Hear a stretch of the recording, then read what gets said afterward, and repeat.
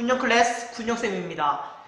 자, 이번 시간에는 통일신라의 발전에 대해서 살펴보려고 합니다. 지난 시간에 우리가 이제 신라가 드디어 삼국통일을 합니다. 삼국통일의 과정에서 물론 백제와 고구려를 멸망시키기도 했지만 한반도의 침입에 야욕을 보인 당나라까지 몰아내면서 드디어 통일의 완성을 이룰 수 있었습니다. 자, 그러면 통일된 이후의 신라는 어떻게 발전했는지, 자, 이 과정, 이 상황에 대해서 우리가 한번 살펴보도록 하겠습니다. 일단 지난 시간에도 배웠지만 이 김춘추라는 사람에 주목을 해야 합니다. 이 김춘추는 진골 출신입니다. 진골. 그러니까 예전에 신라는 성골만이 왕이 될 수 있었는데, 그런데요, 성골이 모두 다 죽어버립니다. 씨가 마릅니다. 더 이상 이제 성골이 왕이 될 수 없는 상황입니다. 왜? 성골은 이미 없어요.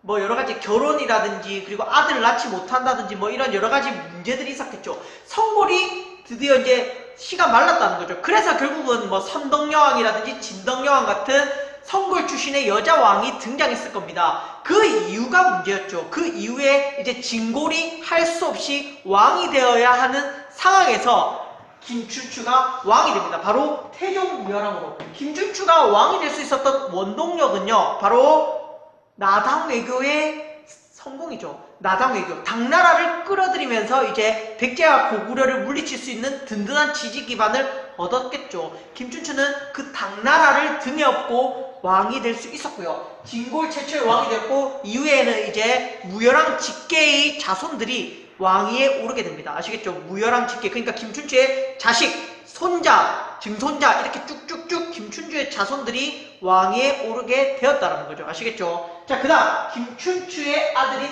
문무왕. 바로 나당전쟁의 승리를 이끕니다. 뭐 매소성 싸움, 기벌포 싸움 어제 배웠죠? 기억납니까? 이 매소성 싸움, 기벌포 싸움을 바탕으로 나당전쟁을 승리를 끌고요. 그리고 드디어 삼국통일을 이루게 된다. 아시겠죠?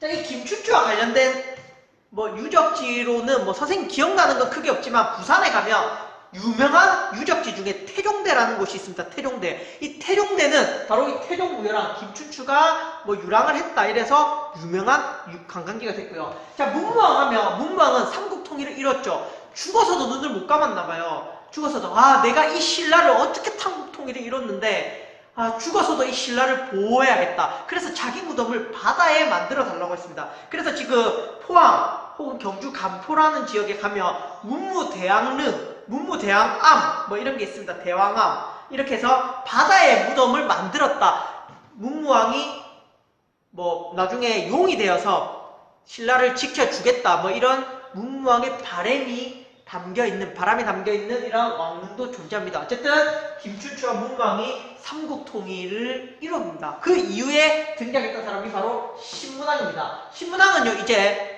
통일된 신라를 어떻게 이끌어 가야 될 것인가, 이 목표를 제시해준 왕입니다.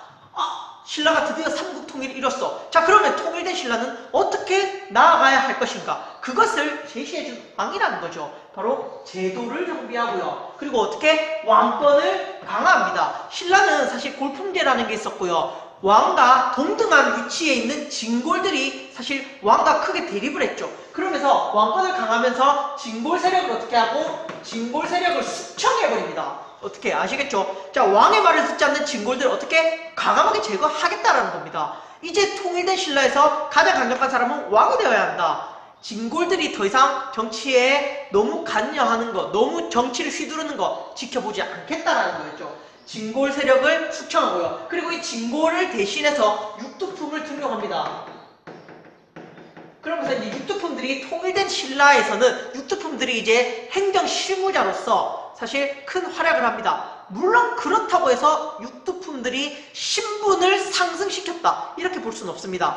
어쨌든 육두품은 진골보다는 아래예요. 하지만 왕과 함께 왕의 정치적 조언자로서 자기 나름의 역할을 했다 이렇게 생각하면 될 것 같아요. 그렇다고 해서 육두품이 진골을 이길 수 있었다? 그렇지는 못했다. 왜? 골품제 때문에. 골품제의 한계를 벗어나지는 못했지만 어쨌든 육두품이 약간 성장하는 계기가 되었다. 진고를 숙청하는 과정에서. 아시겠죠? 됐습니까? 어쨌든 김춘추, 문무왕, 신문왕 이렇게 우리가 업적들을 정리를 했습니다. 신문왕 같은 경우 제도정비, 왕권 강화. 이 제도정비의 내용에 대해서는 다음 시간에 제가 함께 하겠습니다. 자, 이 왕권 강화도 다음 시간에 좀 더 자세히 살펴볼게요. 자, 그러면 이제 마지막으로 통일 후 신라의 과제입니다. 자, 통일을 이룬 신라는 어떤 과제가 있었을까요? 자, 일단은 넓어진 영토를 효율적으로 통치하기 위한 방안이 필요할 겁니다. 자, 신라가 사실 땅덩어리가 좁았다가 이제 고구려의 땅 일부를 흡수하고 백제의 땅 일부를 흡수했으니까 영토가 넓어졌어요. 기존의 제도로는 이 넓어진 영토를 효율적으로 다스리기 어려웠을 겁니다. 그래서 신라가 만든 게 뭐냐면 바로 구주입니다. 구주. 9개의 주를 만들었다. 9개의 지방행정을 만들었다는 겁니다. 지방행정구역. 아시겠죠? 지방행정구역을 만들었다. 지방행정구역을 만들었다. 자, 사실 이론상 3 곱하기 3입니다. 고구려, 백제, 신라 각각 3개씩. 그래서 고구려 3개, 백제 3개, 신라 3개 이렇게 해서 총 9개의 주를 만들었다. 이론상 3, 3은 9인데 사실상은 뭐 그렇진 않았습니다. 백제의 3개는 있었지만 나머지는 기존에 있었던 것들을 흡수를 했던 겁니다. 아시겠죠? 어쨌든 고구려 3개, 백제 3개, 신라 3개 이렇게 해서 9개의 주를 만들어서 지방행정구역을 정비했다. 아시겠죠? 자, 그 다음 삼국 유민을 통합해야 했습니다. 삼국 유민을 통합. 그러니까 유민들 있죠. 고구려의 유민들, 백제의 유민들 이들을 흡수해야 된다는 말이죠. 그리고 이들의 지배층들, 백제의 지배층, 고구려의 지배층 이들을 대우해주고 대접해줘야 되는 이런 신라의 과제가 있었다는 겁니다. 백성들이 더 이상 반발하지 않게. 왜? 신라는 봤습니다. 삼국통일 과정에서 고구려 부흥운동, 백제 부흥운동, 그리고 나중에 발해의 등장까지 계속 유민들이 새로운 나라를 만들려고 한다는 거. 자칫 신라에게 위험이 될 수 있었기 때문에 이들을 흡수해야 했습니다. 그래서 신라가 만들었던 것이 오소경이라고 해서 작은 수도 5개. 그러니까 이 오소경 같은 경우는 신라의 수도 경주의 약점을 보완하기도 했지만 고구려라든지 백제의 지배층들을 여기서 살게 함으로써 약간 이들을 견제하는 이런 역할도 했습니다. 아시겠죠? 자, 오소경 제도. 그리고 구서당이라는 걸 만듭니다. 구서당.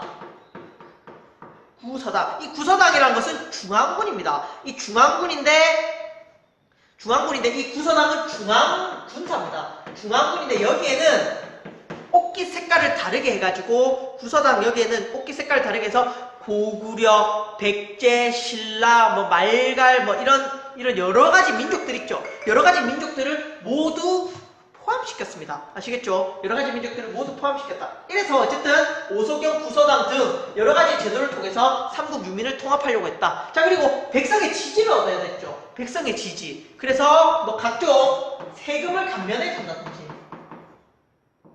그리고 각종 토지제도 개혁을 통해서 백성들의 삶을 조금 편하게, 좀 살기 좋게 만들려고 했다. 어쨌든 통일 이후에 신라가 살기 좋다라는 것을 백성들에게 보여줘야 했겠죠. 자, 이런 내용들이 다음 시간에 배울 통일신라의 제도와 맞물려서 여러분들이 이해해야 될 부분입니다. 자, 오늘 여기까지 하겠습니다. 자, 역사는 군용. 자, 오늘 여기까지 하겠습니다. 감사합니다. 자, 여러분 다 같이 큰 소리로 따라 읽어봅시다. 김춘추, 무열왕, 진골 최초의 왕. 문무왕, 삼국통일. 신문왕, 진골귀족 제거, 왕권 강화. 김춘추, 무열왕, 진골 최초의 왕. 문무왕, 삼국통일. 신문왕, 진골귀족 제거, 왕권 강화.